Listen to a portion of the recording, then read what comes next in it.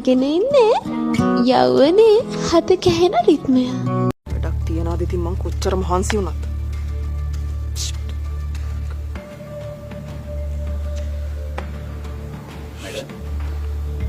නලනමකෝ නාලක මෙච්චර අමාරුවෙන් ඔත්තුවක් දීලා පොලිසියෙන් අර ගෙදරට යවා ගත්තා.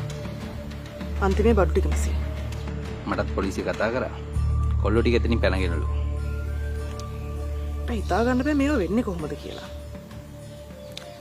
දැන් උන් ගෙදරින් යන්නේ උන් ළඟ මොනවා හරි තියෙන නිසානේ.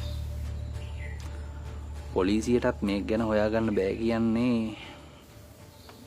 පොලිසිය යනකොටත් සුල්තාන්ගේ පුතා ගෙදර ඉඳලා නැහැ. ගෙදර හිටපු අනිත් අයව තමයි අරෙස්ට් කරලා තියෙන්නේ. ඉතින් මැඩම් පොලිසියට බැරිද ඒ ගෙදර මිනිස්සුන්ට පොඩි සද්දයක් දාලා විස්තර ටික අහගන්න? නාලකට ඕනේ මේක මීඩියා වලටත් දීලා හෙට උදේ වෙදිමාව හෙඩ්ලයින් එක යවන්නද?